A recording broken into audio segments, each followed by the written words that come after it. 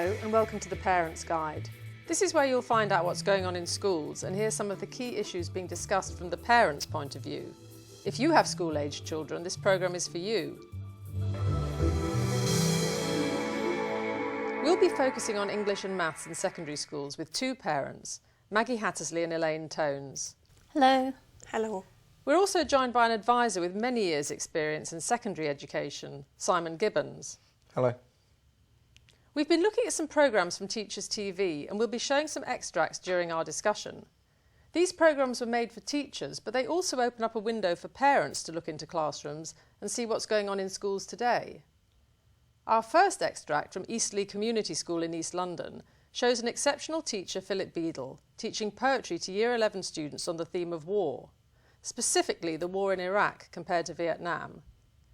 His lesson is structured through a series of questions and answers.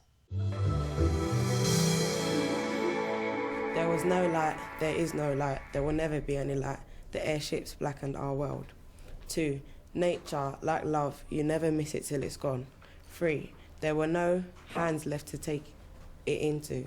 4. As hard as the gold were their hearts, shiny and pleasant on the outside, hard and raw in the centre. That's superb. I'd like there is. Could you read the first one out again? Could you read your first response out again? Because I thought that was really special. There was no light, there is no light, there will never be any light. The airships blackened our world.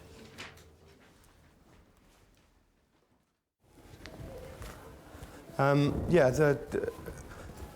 the beauty of it is that this, that wasn't an enormously discursive lesson, so that tomorrow morning when I get in at 7 o'clock, I'll be able to judge how well it went by marking the books.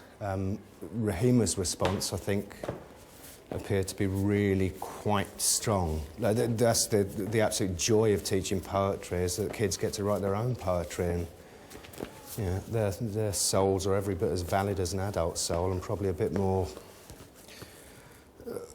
free in their expression. Where is she?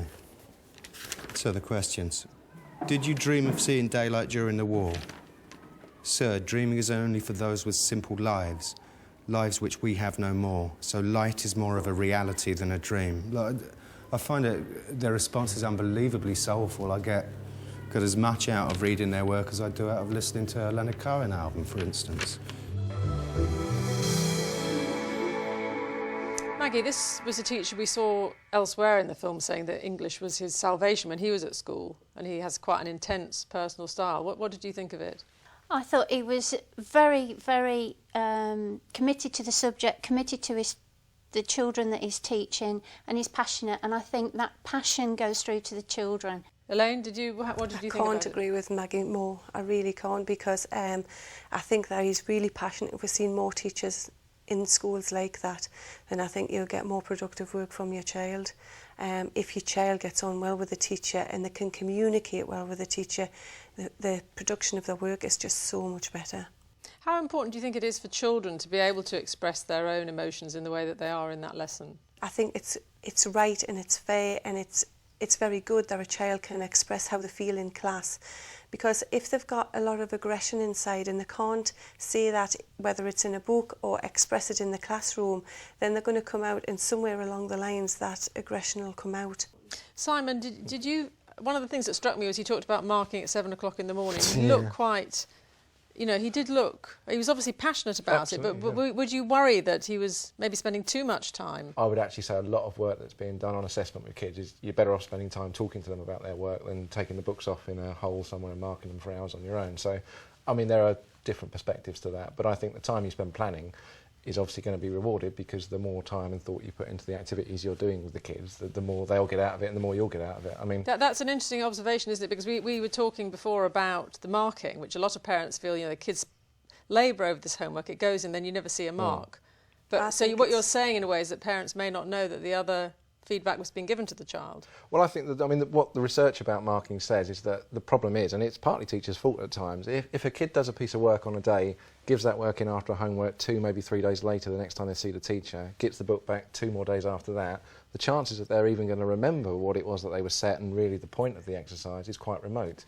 If a child brings a book to a teacher and they've got the time to talk about their work and interact and intervene at the moment the child is doing it, you're much more likely to see an effect on the child's work. So I think that's one area where parents need to be more aware, I think, and need to be told that by the schools, that maybe because your child's book isn't marked for a couple of weeks doesn't mean there's not a very interactive assessment going on in the classroom. I think that's a really valid point, because we do have that perception, perhaps, that there isn't the communication going on between the teacher and the child. In the front of my daughter's books, she gets a mark for effort and a mark for attainment, a letter for one and a number for the other. And she finds them quite motivating, but I'm not sure that that works the same for all children. No, it certainly won't. And there's something very dubious about marking people's effort, because you're never quite sure very able kids can put very little effort in. Yeah. It can look like they put a lot of effort in, and vice versa. So I think there's something quite iniquitous about those kind of grade schemes. Yeah. But I do think teachers aren't that... I mean, I don't think there's been enough information about that kind of assessment agenda to parents, because a lot of the assessment agenda has been driven by tests and tables and results, and that's the kind of the headline stuff, whereas, I mean, there should be a more open debate about what is actually the effective way of marking and assessing a child's work and helping them improve. Well, we're going to look at this theme a bit more deeply, and we're going to go to Swanley School in East London that is 90% Bangladeshi. And in this extract we see Sangeeta Sharma's Year 7 lesson on the Demon Headmaster that is so engaging she even manages to keep the class going beyond the lunch bell. Quickly, with the person next to you, I want you to vote, or in your group, vote for the one that you thought was the best one, very quickly, and think of one reason. Can you choose yourself? No, you can't choose yourself. I vote for Nahi, because he was doing it really nicely. Have you thought of yours? Yeah, I think because of the Right, 7 in! Quiet. Mukith's group, who did you vote for? For them, Fazli, Jackie and Bilal. Why? One reason? Because the way like they were talking. All right, brilliant. Jahangir? She Blue and them. Second place I'll put Jackie, and third place I will put Rashidu and them. Okay, first place, why? They were just perfect. They've done it. They got the criteria on the board. What did they do? You want really more well? out of them. You want them to say why.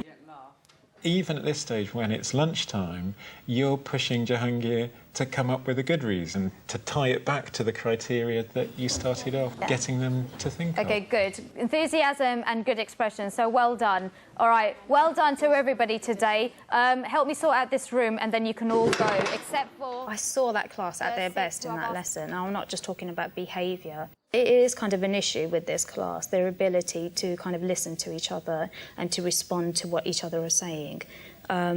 And I think they were doing that really well in that lesson. I think I really got to see their imaginations at work for the first time. Elaine, this lesson was all about teaching talking, and this is all about children assessing themselves and each other. Do you feel that's an effective way for children to learn?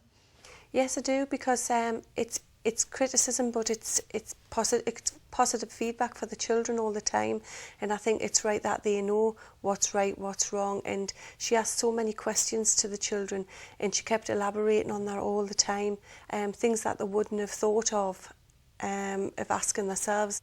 Maggie, do you agree with that, or do you think there's a risk that children could get a bit self-conscious and maybe, dent their confidence? No, I think it needs to be in a safe environment, and I think she created that, and it was against a set of criteria that they'd all agreed at the beginning of the lesson.